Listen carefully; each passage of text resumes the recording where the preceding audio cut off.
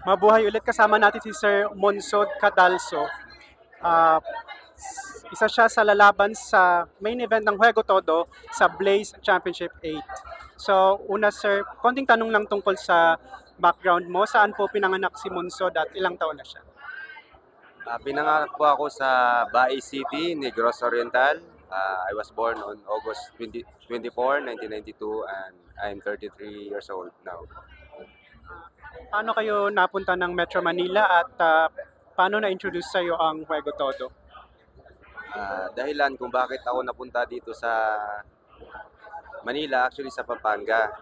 So, dito ako pinag-aral ng kapatid ko and then sa kabutihang palad,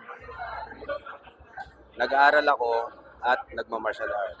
And then, nung time na yun, sumisikat po yung combat sport na which is MMA, PC, PXC, URCC. Doon ako na-inspired and pinurso ko yung pagma-martial art.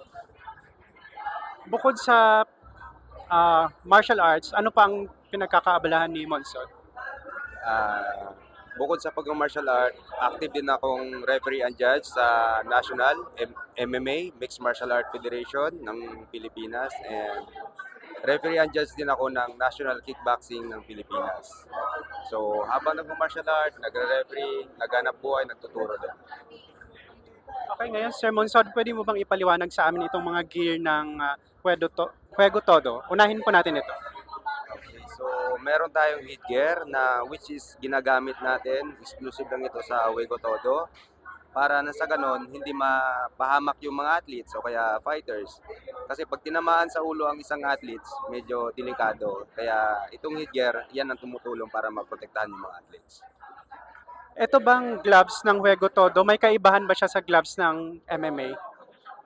Para sa akin naman, halos walang pinagkaiba sa gloves ng MMA at saka sa Juego Todo. Kasi after third round, MMA kasi yung laban. So, same lang sila ng gloves.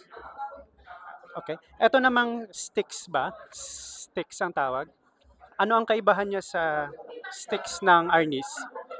Ang pinagkaiba naman nitong sticks ng Juego Todo is ito, padded.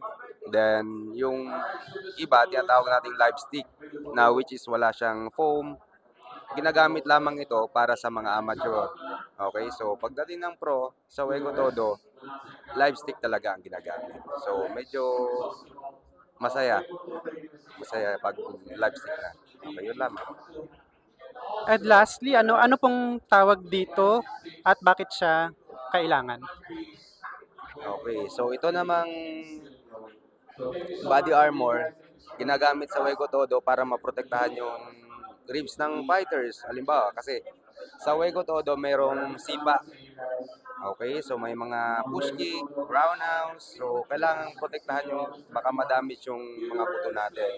So, ginagamit itong body armor para maprotektahan yung mga athlete natin.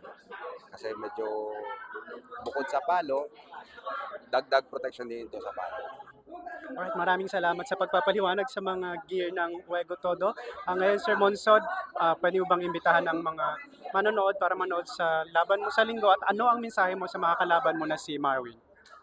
Okay, so inanyayahan ko ang lahat na manood ng Juego Todo this coming August 31 dito sa Tudor 7th Place. And sa akin namang kalaban na si Marwin Landong, magkaibigan tayo sa labas, magkalaban tayo sa loob.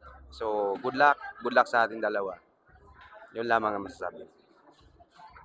Sir Monsod Cadalso, everyone, maraming salamat.